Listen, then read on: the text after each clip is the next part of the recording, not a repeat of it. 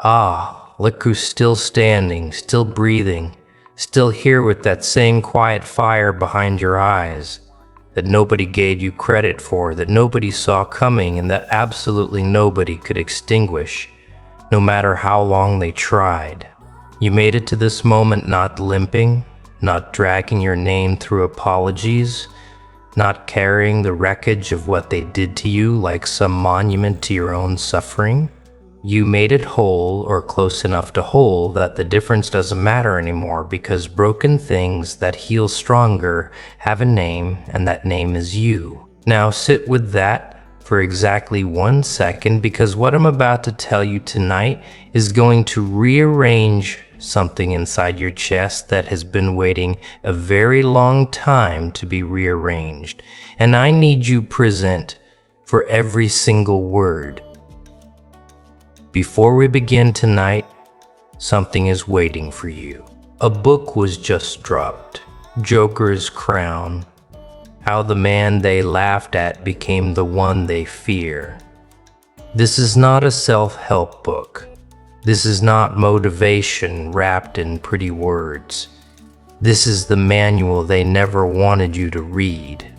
The raw, unapologetic psychology of transformation, of going from the person they dismissed to the presence they cannot ignore. Every page was written for the ones who were underestimated, overlooked, and quietly counted out. The ones who said nothing and built everything. And the price is just $3. $3 for the blueprint of your entire ascension.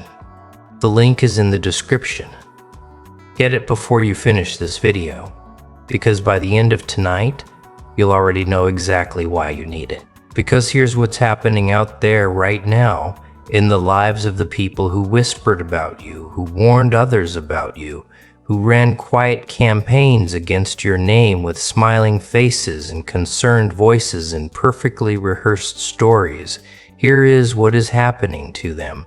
The exact weight they tried to drop on your shoulders, the shame, the confusion, the social exile, the narrative of being too much or not enough, or somehow fundamentally wrong. That weight has completed its journey. It found its way back, not because the universe is sentimental and not because fairness is guaranteed by any law of nature, but because the architecture of deception is always structurally unsound, and eventually, inevitably, catastrophically, it collapses under itself. And darling, the collapse has begun. They spent a considerable amount of time and energy constructing a version of you that had no basis in reality. A fictional character wearing your name and your face and your history, but operating by rules you never agreed to and displaying qualities you never possessed. They built this character carefully with attention to detail, with collaborative effort across groups and circles and private conversations that you were never invited to and never needed to attend. The construction project was impressive in the way that all monuments to dishonesty are impressive before they fall grand, convincing, temporarily load-bearing, and absolutely hollow at the core. They needed this false version of you to exist because the real version of you was inconvenient to the story they were already living about themselves. See, people who manufacture reputations for others are almost always doing so because their own reputation is something they cannot bear to examine too closely. When someone invests serious emotional labor into convincing others that you are dangerous, unstable, dishonest, or unworthy, they are not operating from a place of concern for those others. They are operating from a place of deep personal terror. They are terrified of what your existence reveals about theirs. They are terrified of the contrast. They are terrified of the moment someone looks from you to them and does the math. And so they worked quietly and persistently and with remarkable dedication to ensure that the comparison never happened. That people would see you through their lens first, carrying their narrative first, arriving pre-condemned so that no independent assessment was ever formed. That was the plan. It was sophisticated and it had a fatal flaw. The fatal flaw was you specifically. It was the fact that you refused to perform the role that cast you in. You didn't collapse publicly. You didn't spiral in ways that confirmed their warnings. You didn't validate the script by playing the villain they invented. You simply continued awkwardly sometimes, painfully often, but continuously and authentically being yourself, the actual self. The inconvenient documented reality of a person who was none of the things they said. Every day you existed without breaking was a day their construction lost another brick. Every quiet morning you survived without their approval was a morning their architecture developed another crack. And cracks in dishonest structures don't heal, they spread. There's a specific kind of silence that people with power instincts find absolutely unbearable, and you deployed it perfectly whether you knew it or not. The silence of someone who has chosen not to retaliate, the silence of someone who has decided that their energy belongs to their own future and not to the management of someone else's opinion. The silence of someone who is building something in the dark, something no one can see yet, something that does not require their validation or their awareness or their participation to grow. You went quiet, and to people who expected noise, who needed noise, who had positioned themselves as the reasonable responders to your supposed chaos, that silence was profoundly destabilizing. They refreshed, they checked, they sent intermediaries with casual questions designed to surface information about your state. They created situations designed to provoke a reaction they could point to. They waited for the moment you would crack and hand them the justification they'd been holding space for, and you gave them nothing. Not because you were unaffected, because you absolutely were affected, in ways that cost you sleep and comfort and peace and certainty, but because somewhere in the processing of what had been done to you, you made a decision so private, it barely felt like a decision at all.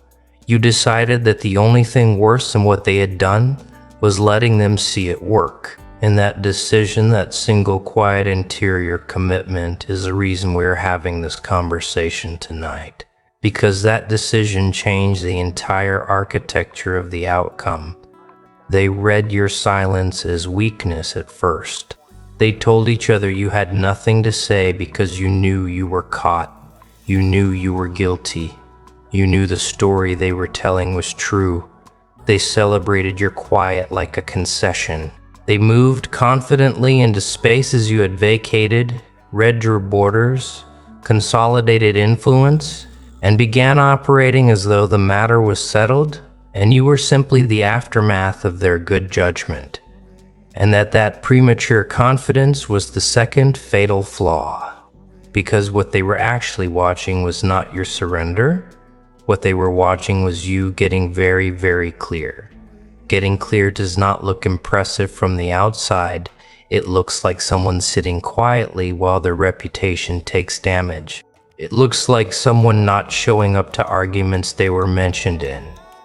It looks like someone doing the same small disciplined things day after day while everyone around them expects a dramatic response. Getting clear looks to the untrained observer like giving up. But here is what is actually happening in the interior of a person who is getting clear. They are stripping away every single thing that is not essential.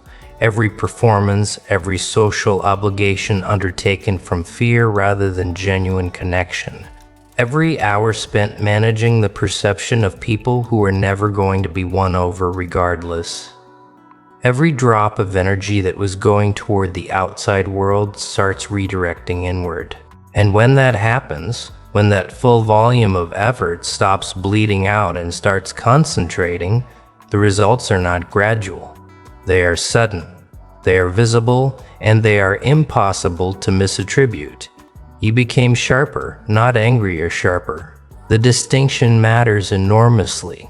Anger is loud and diffuse and exhausting and ultimately self-consuming. Sharpness is quiet and precise and accumulating. You started seeing things you had been too distracted to notice before. Patterns in how certain people operated, gaps in situations that had seemed sealed, possibilities that had been invisible.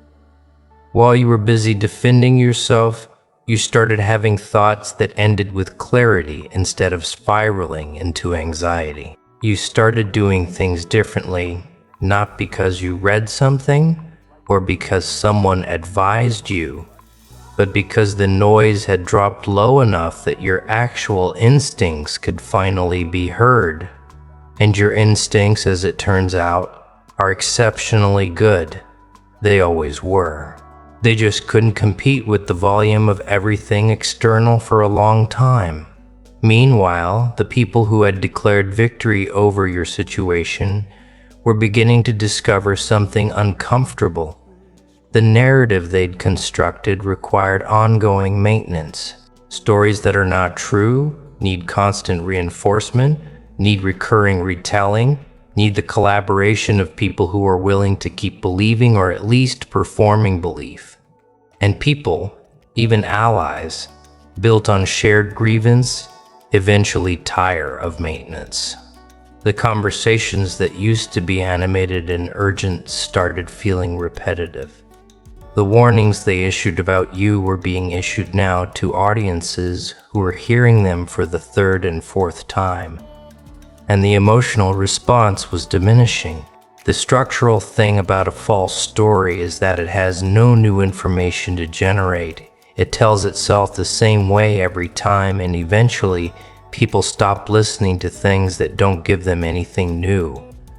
Nobody announces the moment the tide moves. It doesn't arrive with ceremony. It doesn't send a letter. You do not wake up one morning and find a notification that says reversal has begun. What you find instead is a series of very small, very specific events that accumulate over weeks and months into an undeniable pattern. Someone who used to avoid you holds eye contact a little longer than necessary with something in it that looks almost like reassessment. Someone who would position themselves in opposition to you makes a mistake that is remarkably similar to the mistake they warned everyone you were going to make. A story collapses quietly, not publicly, not dramatically, but at the level of private conversations that used to sustain it. The people who were certain start sounding less certain. The alliances built on shared distaste for you start showing the strain of what they actually are, which is connections formed out of negative motivation rather than genuine affinity. And those connections have no warmth to sustain them when the shared target stops being interesting. And here's the thing about people who built their social positioning on a narrative about someone else. When that narrative begins to lose credibility, they don't lose just the narrative. They lose the credibility itself, because anyone who was paying attention now has to retroactively evaluate every claim they made. Every confident warning issued about you is now examined against the evidence of who you have actually continued to be. Every dramatic story told becomes a data point not about you, but about the storyteller. Every alliance asks itself quietly and comfortably whether it was built on something real. And the answer in most cases is no. The alliance was built on shared opposition, which is the most fragile possible foundation for any human connection. Remove the opposition, or worse, reveal it as invented, and there's nothing left but people standing in a room together who don't actually like each other very much. You are not watching this process from a distance anymore. You are standing inside the outcome. The territory that used to feel hostile has shifted. The social weather that used to make you brace every morning has changed in ways that are still subtle, but no longer reversible. And the people who ran the campaign against your name are now experiencing in their own lives, in their own relationships, in their own reputations, something that should be familiar to them, because what goes into the world returns not poetically, not symbolically, mechanically. The exact mechanisms they used, the whisper networks, the strategic positioning, the subtle reframing of events, the concerned-sounding warnings are now being applied to them by their own former allies, by people who watched how they operated and learned the method by the universe of cause and effect that does not make exceptions. Let us be specific, because specificity is where the real recognition lives. They are experiencing the particular vertigo of someone whose carefully managed reputation begins to develop gaps. Small ones at first, a conversation that ends too quickly, an invitation that doesn't arrive, a room that shifts slightly when they enter it in a way they cannot identify but cannot deny. They check their behavior mentally, reviewing recent interactions for the mistake that would explain the subtle change. They find nothing obvious, because the shift is not about a single mistake. The shift is about accumulated weight, the weight of everything they put into motion finally becoming visible to people who previously had only one half of the picture. They are experiencing the specific loneliness of people who built connection through performance rather than authenticity. The exhaustion of maintaining a version of themselves that requires constant upkeep. The discomfort of relationships that were conditional on a shared enemy. Now that the shared enemy has quietly exited the frame and left them facing each other with no mutual project to organize around, they are discovering that the energy they put into watching you, talking about you, strategizing against you, was energy not put into building anything of their own. And now the gap is visible. You built something while they were watching you. Even in the surviving, even in the simply getting through it, you were accruing something. They were not the deep interior confidence of someone who was tested and did not break. They are also, and this is the part that is hardest for them to articulate, beginning to miss the version of the story in which they were the reasonable ones. That story was comfortable. It gave them a clear role, a clear moral position, a clear source of social cohesion. Without it, they have to negotiate who they are to each other without the external reference point. And that negotiation is not going well because people who define themselves primarily by opposition have very little else to agree on. They are learning this slowly, privately, without anyone to talk to about it because the person they would have talked to about it was you, and that door for reasons that were entirely their doing is no longer open. Forget every oversimplified version of this concept you've absorbed from casual use. What is actually happening is not magical and not mystical and not the result of any external force administering justice on your behalf. What is happening is the natural, predictable, mechanical consequence of how human systems actually work. People who lie must maintain lies, and maintaining lies is expensive. It costs cognitive resources, relational energy, and constant vigilance. People who build influence through false narrative must keep supplying the narrative, and supply requires material, and eventually material runs out or contradicts itself. People who establish their positioning by making others look small eventually encounter the limits of that strategy, which is that it produces no genuine admiration and no real loyalty, only conditional tolerance from people who are privately wondering when the method will be applied to them, and will be applied to them. That is the mechanical part. The people who learn from watching how you were treated, what can be done to a person, are not loyal to the ones who taught them. They are equipped. They are now in possession of a method, and methods seek application. The whisper campaigner eventually meets someone willing to whisper about them. The reputation architect eventually stands in a room where their own reputation is being quietly redesigned by people they trusted. The person who issued warnings about your character eventually finds their own character being warned about in similar language through similar channels to similar effect. This is not poetic.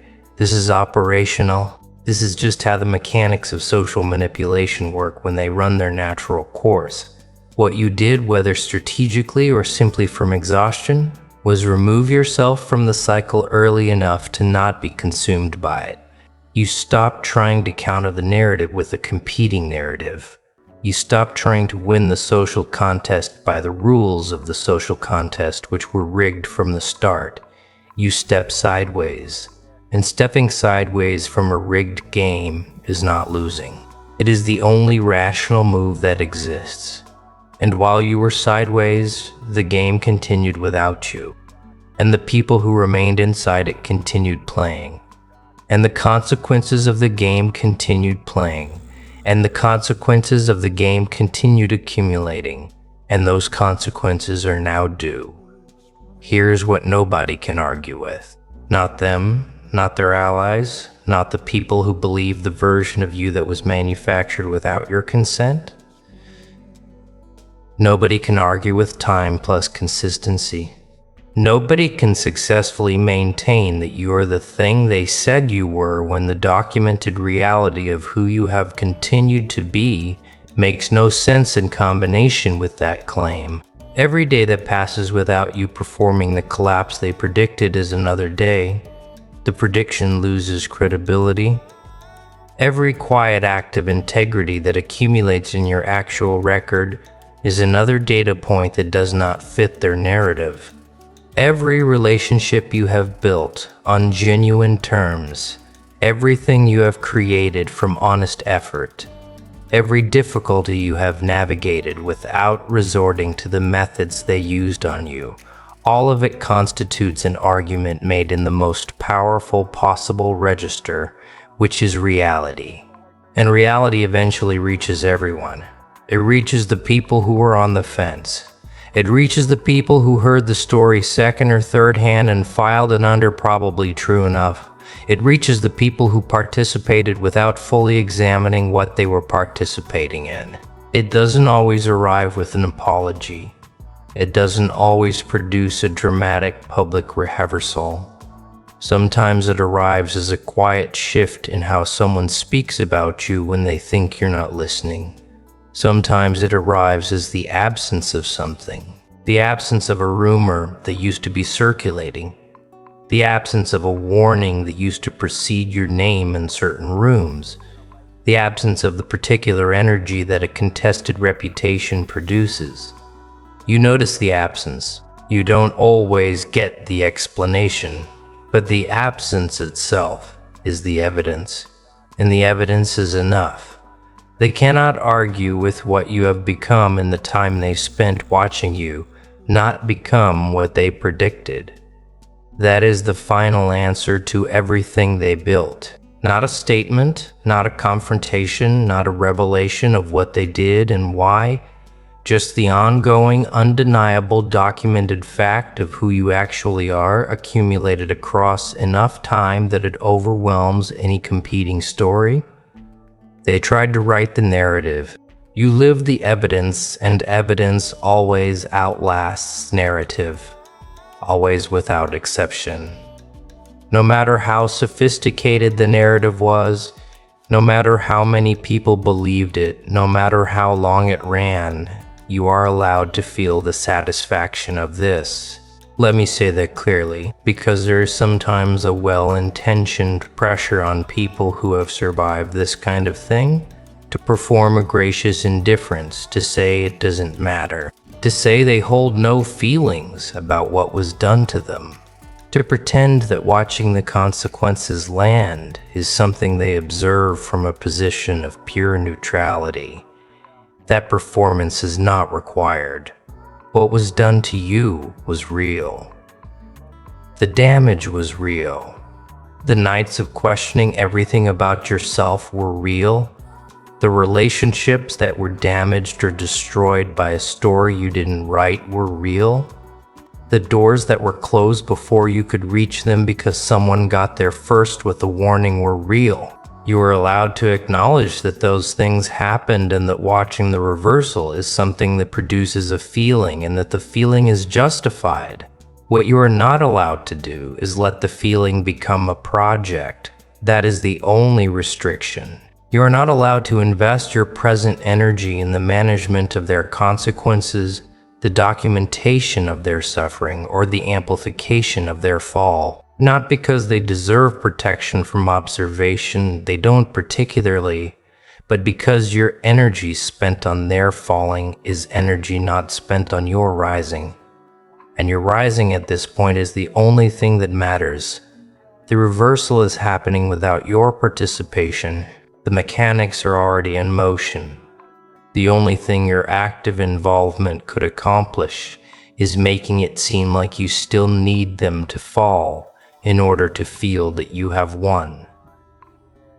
And you don't need that. You won this the moment you decided to keep going. Every consequence they're experiencing now is surplus. It is evidence of the natural order operating correctly. Watch it, feel it, file it where it belongs, and then go build. Because what none of them counted on, not in any version of the calculation they ran, was that you would not just survive this, but arrive on the other side of it, with a quality of clarity and focus in sheer interior steel that only comes from having been through exactly what you went through. They put you in the forge. That was the mistake. They thought the forge would consume you. It didn't.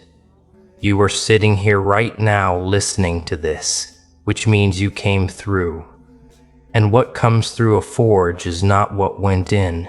What comes through is harder, cleaner, more defined, and permanently, irreversibly changed in a direction that cannot follow you. 2.